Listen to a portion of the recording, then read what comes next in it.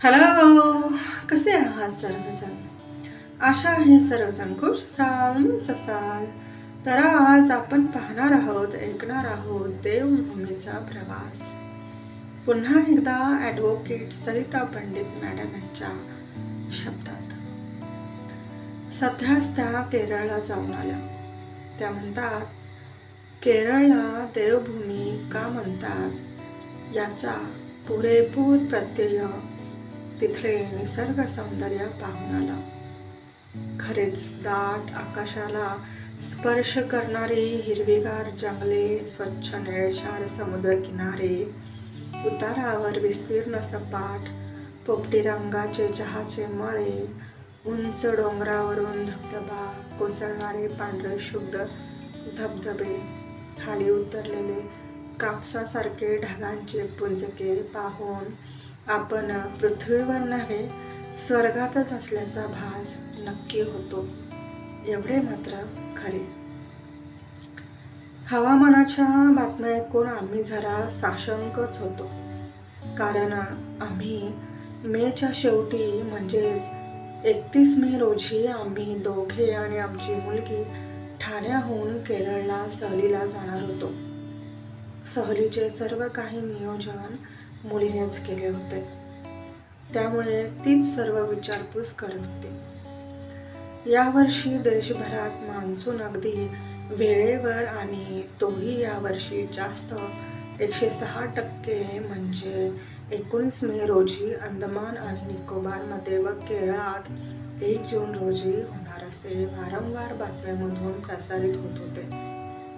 यावर्षी मान्सूनपूर्व पाऊस 19-20 मे पासूनच सुरू झाला होता. केरळातही 20 मे पासून पाऊस जोरात सुरू होता. ठिकठिकाणी पावसाचे पाणी साचून पर्यटकांना आणि स्थानिक लोकांनाही अडचणी येत होत्या. जर मान्सूनचा जोरात पाऊस सुरू झाला तर आम्ही ठरवलेल्या ठिकाणी फिरू शकणार नाही असे क्षणभर मनात येऊन सुद्धा गेले. मग आम्ही तिथल्या सहलीच्या संदर्भातील स्थानिक व्यक्तीला फोन करून पावसाविषयी, हवामानाविषयी विचारले. तर त्यांनी या पावसाचा तुमच्या सहलीवर काही परिणाम होणार नाही असे सांगून आम्हाला थोडे बिनधास्त केले. तसेच केरळची सहल केलेल्या मित्रमैत्रिणींनाही याबाबत विचारले. पावसात केरळ हिरवेगार सुंदर दिसते, तुम्ही नक्की जा असेच त्यांनीही सांगितले. म्हणून आम्ही जो होगा सो देखा जाएगा म्हणत केरळच्या सहलीला जायचे नक्की केले. 31 मे रोजी पहाटे 7:30च्या विमानाने मुंबईवरून आम्ही निघालो. अगदी 1.5-2 तासात कोचीला पोहोचलो. देखील आमचा तिथला ड्रायव्हर आम्हाला 5 ते 10 मिनिटात घेण्यास आला. आमचा देवभूमीचा प्रवास सुरू झाला. आम्ही संध्याकाळी मुन्नार पिन हॉटेलला मुक्कामला जाणार होतो. त्याआधी ज्याच्या एका बाजूने काही ठिकाणी चायनीज फिशिंग नेट लावलेले तर दुसऱ्या बाजूने हिरवेगार खारफुटीचे दाट जंगल असलेल्या कोची लेकमध्ये बॅकवॉटर बोटिंग केले. तिथे आम्ही 40 ते किमान 45 मिनिटे बोटिंग करताना दोन्ही बाजूने हिरवीगार झाडी, मध्येच दिसणारे हिमालयीन गिधाडं म्हणजेच ब्राऊन रंगाचे गरुड, करड्या रंगाचा हेरॉन, किंगफिशर, पांढरे, काळे, बगळे असे पक्षीही पाहिले. शांत खोल दाट खारफुटीची झाडी व थंड हवेतील प्रवास खूप आल्हाददायक होता. तिथून कोची फोकलेअर म्युझियमला भेट दिली.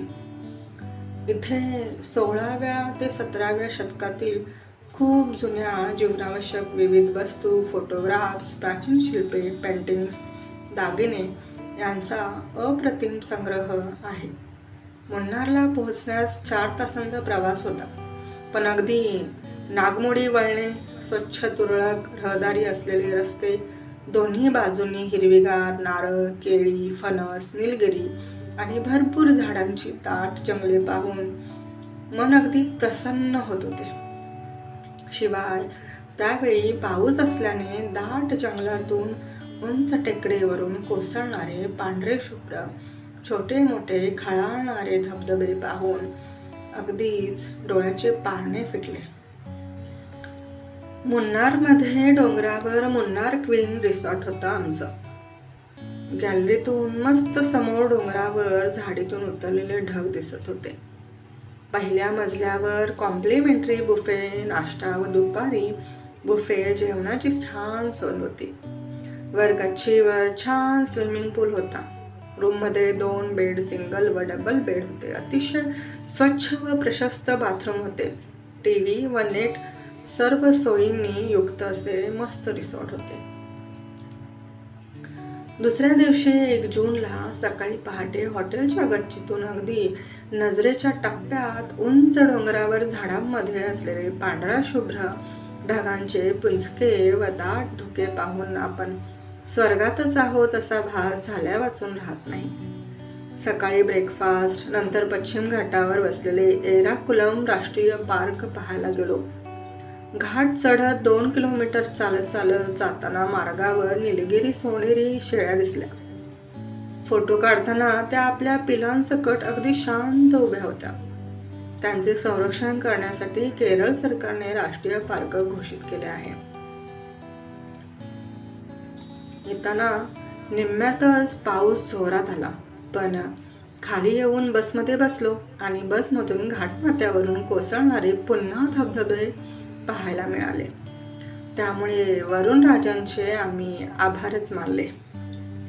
सकाळी घाटावरून खाली बघताना खोल दऱ्यातून पसरलेले ढग आणि धुके किती आल्हाददायक अनुभव होता तो.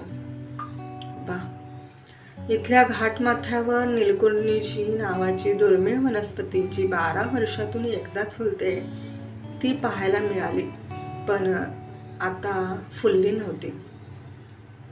निळसर जांभळ्या रंगाची फुले 2018 साली फुलली होती असे म्हणतात. मुन्नारमधील इदुक्की धरण इको स्पॉट, तिथले नदीकाठची दाट झाडी पाहून मन अगदी प्रसन्न होते. पुन्हा मुन्नारहून खाली येताना एका बाजूला टेकडीवर विस्तीर्ण पसरलेले हिरवेगार चहाची मळे व दुसऱ्या बाजूला दाट जंगलांनी आच्छादलेली दरी व त्या दरीत खाली उतरलेले ढग. आहा, किती सुंदर दृश्य होते ते.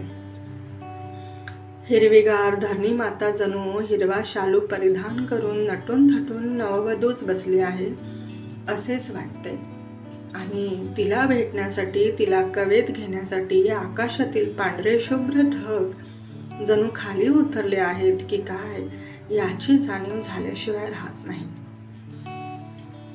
केरळात रस्त्याच्या दुतर्फा अगदी आकाशापर्यंत पसरलेली दाट जंगले पाहून केरळ सरकारने पर्यावरणाचे अगदी जीवापाड संवर्धन केले आहे याची आवर्जून जाणीव होते. शिवाय केरळ सरकारने पर्यटकांना आकर्षित करण्यासाठी सर्व सोयी केल्या आहेत. आपल्याकडेही याच धर्तीवर महाराष्ट्र सरकारने कोकणला पर्यटन केंद्र म्हणून घोषित करून प्रवासाचे सर्व पर्याय रेल्वे, बस, विमान यांची वारंवारिता वाढवून नैसर्गिक स्रोतांचे जतन करून सागरी किनारे स्वच्छ ठेवून पर्यटनातून जास्तीत जास्त उत्पन्न मिळवले पाहिजे. पर्यटनामुळे स्थानिकांनाही भरपूर रोजगार मिळू शकतो. त्यासाठी स्थानिकांनीही विरोध नाही केला पाहिजे, कारण केरळ व कोकण दोघांची नैसर्गिकता यामध्ये बरेच साम्य आहे. ठेकाडीची हत्तीवरची सफारी आमच्यासाठी नवीन अनुभव होता. पृथ्वीवरील सर्व प्राण्यांच्या मध्ये हत्ती हा सर्वात शहाणा प्राणी आहे हे त्या दिवशी अनुभवले आणि तेथे कथ्थक मनोरंजन केंद्रात जाऊन कथ्थक नृत्यातील क्रोध, प्रेम, करुणा, हास्य, धैर्य, भय, किळस, आश्चर्य आणि शांती या नवरसाचे सुंदर सादरीकरण अगदी जवळून पाहिले. ठेकाडीहून आलेप्पीला येताना पुन्हा विस्तीर्ण चहाचे मळे आणि नागमोडी वळणे व आल्हाददायक हवामान, त्यामुळे मध्येच चहाच्या मळ्यात उतरून ती आकाशापर्यंत पसरलेली हिरवीगार दृश्य भ्रमणध्वनीच्या कॅमेऱ्यात कैद केल्या वाचून राहवले नाही. आलेप्पीचा बोट हाऊस मधील अनुभव तर अवर्णनीय होता. लगेच बोटीमध्ये प्रवेश केल्यानंतर स्वागत पेय दिले गेले. नंतर अख्खा दिवस बॅकवॉटर मधून बोटिंगचा सुंदर व अद्वितीय अनुभव डोळ्यात साठवत पूर्ण दिवस कसा निघून गेला कळले सुद्धा नाही. आलेप्पीला केरळमध्ये अलाप्पुझा म्हणूनही ओळखले जाते. येथे मणिमाला, पंबा आणि आचानकोविल या 3 नद्यांचा संगम आहे. त्यांचे पाणी समुद्रासारखे विस्तीर्ण पसरलेले आहे. किनाऱ्यावर असलेली हिरवीगार नारळाची झाडे व निळे आकाश व नजरेच्या पलीकडे पसरलेले गोडे पाणी व मधूनच येणारी थंडगार वाऱ्याची झुळूक, किती विहंगम दृश्य होते ते, काय बोलावं. म्हणूनच अलेप्पीला व्हेनिस ऑफ इंडिया असे म्हणतात. हाऊसबोट मधील घरगुती पद्धतीने बनवलेले दुपारचे जेवण खूपच रुचकर होते. संध्याकाळी डिनरला त्यांचे चिकन असतेच, पण जास्तीचे हवे असेल तर किनाऱ्यावरील मार्केटमधून आपण हवे ते मासे, खेकडे, झिंगे खरेदी करून देऊ शकतो व आपण सांगू तसे बनवूनही देतात. त्यानंतर दुसऱ्या दिवशी सकाळी एक दिवस वर्कला बीचला आलो. एकदम स्वच्छ किनारा, समुद्रातील निळेशार पाणी व किनाऱ्याला येऊन थडकणाऱ्या लाटा मनाला मोहवत होत्या. बीच फेसिंग हॉटेल असल्यामुळे रात्री शांत वातावरणात सागरातील लाटांची गाज ऐकू येत होती. त्यामुळे पुन्हा सकाळी लवकर किनाऱ्यावर जाऊन मज्जा करण्याचा मोह आवरला नाही.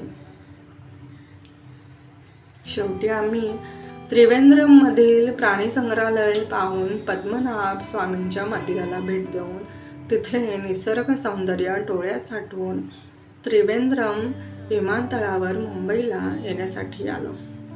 त्याआधी केरळचे पारंपरिक केळीच्या पानावर वाढलेल्या अन्नाचा आस्वाद घेतला.